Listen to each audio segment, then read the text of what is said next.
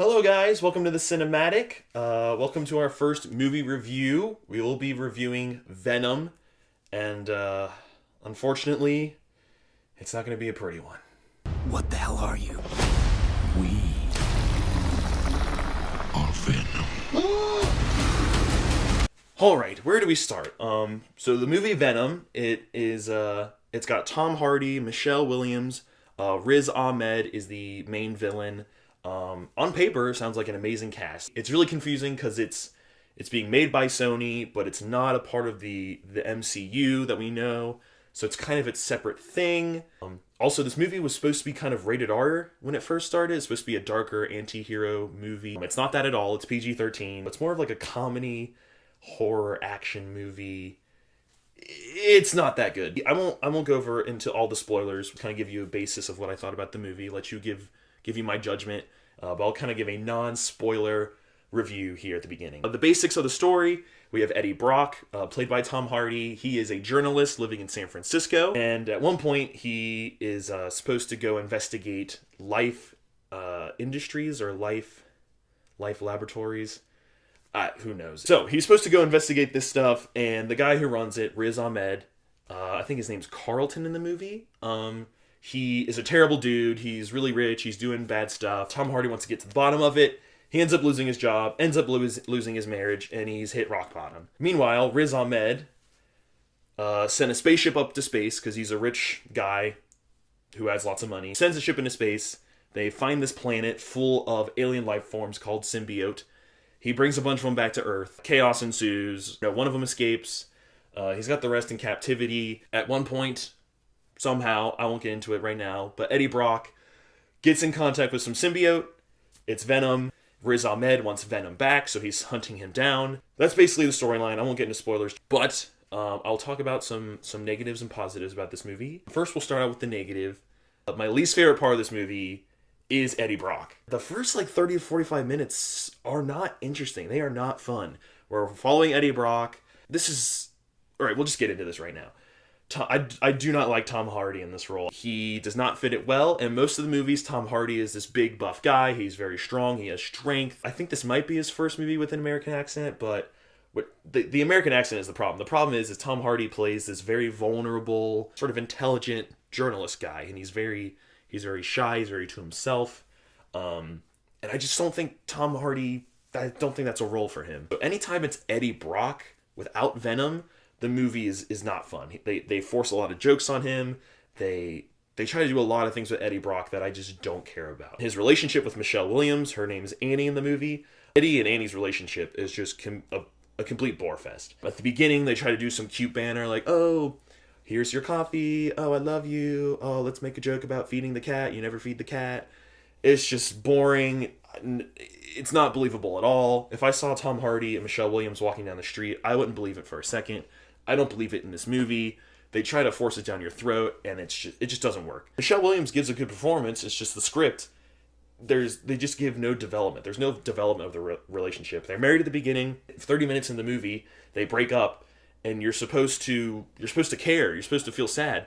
But even Eddie Brock does not shed a single tear. He loses his job. He loses his wife, and he doesn't cry at all. His solace is going to the local Stop and Rob, getting some Pepto-Bismol, and going home and drinking. That's all he does. He's not very sad. He says, well, wait a minute. And that's about it. So that fundamental relationship just doesn't work for me. And I think that's a big sag on this movie. Other things that don't work, there's a lot of plot holes in this movie, a lot of convenient things. We'll kind of get into that more in the spoiler section. Just know, there's some things where, you're just going to look over and be like, ugh, of course there's no security guards.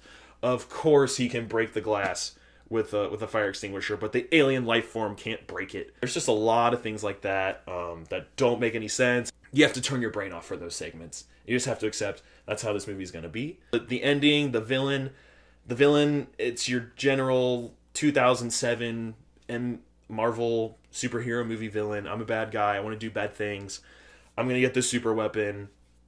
Blah. There's nothing interesting with him. His story isn't interesting. His motivations aren't interesting. He's pretty bland. They don't really give Riz Ahmed much to do. They just hey, you're an evil rich guy. Go be an evil rich guy. The final fight is pretty cool. The CGI is pretty good.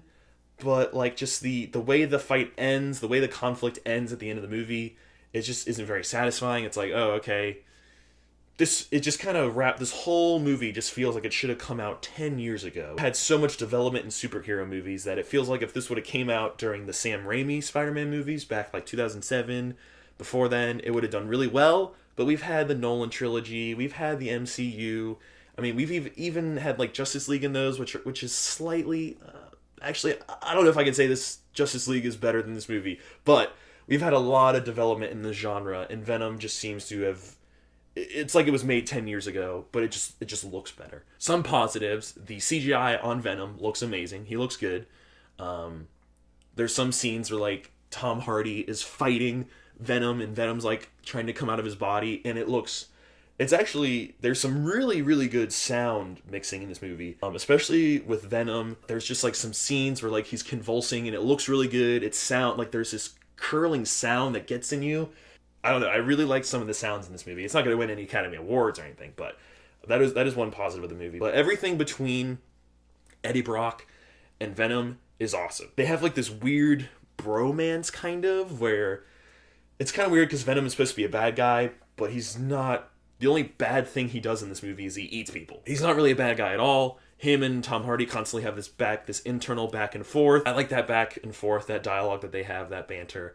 I think that works out really well. Unfortunately, it takes about like an hour to get to that point, and this movie is only like an hour and 40 minutes, I think, maybe less than that. And so we don't really get a ton of Eddie Venom stuff. When we do, it's pretty cool, it's pretty fun, and that's actually when most of the jokes actually land. I think this movie really messed up. I think if this movie was more of a darker rated R, it could have been something else, but instead it's just a very generic superhero movie where like half of the jokes land, half of them don't. The jokes that don't are so cringy, and I just, like, they happen, and I just look around and I just want to escape my body because I just had to witness that bad joke. I said earlier, it feels like a superhero movie that came out 10 years ago. I tried to go in it with an open mind. I heard all the bad reviews beforehand. I really tried to give it a chance. I did like it more than I thought I would. Now it is time to rank this movie. I'm going to give it an official rating before we get into the spoilers, just in case you don't want to see that. You just want to hear my thoughts, what my final rating is.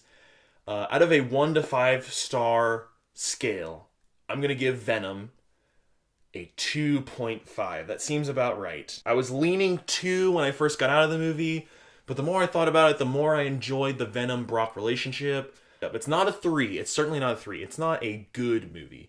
It is a average to okay movie. So I'm going to give it 2.5 stars. Should you go see this in the theaters? Absolutely not. Unless you're a die-hard superhero movie, you're a die-hard Tom Hardy fan, you need to see all of them, then sure, go ahead and go see it. Have a good time. It's not even 90 minutes. I think I was in there in the theater for less than that. It's not that long. It goes by pretty quickly. But if you're not super interested, you don't have to see it. It's not connected to the MCU. It's not connected to anything else at all, actually. Unless you're super die-hard, I wouldn't go see this. I'd wait for it to come out in Redbox or something. I would hold your money and see something else maybe in a couple weeks, like First Man. So, just a reminder, this video was mostly just my review, not going too deep into spoilers. If you want to hear me talk more about what actually happened in the movie, you can go ahead and check out my next video, which is all the spoilers I want to talk about with Venom, the ending, post-credit scenes, what happens, justifications for actions, all kinds of different stuff like that. Just go ahead and check out that video. I'll put a link to it in the description below, so you can check that out. Thank you for watching. I hope you like this review. Hopefully they get better as they go on. The more I do, this is my first, so I'm just trying my best right now. But thanks for watching, and hopefully you enjoyed. Share it with your friends, like this video, subscribe, all that YouTube stuff. Thank you very much. I'm feeling really sick. I'm hearing a voice. Eddie. You're not real. You were just in my head.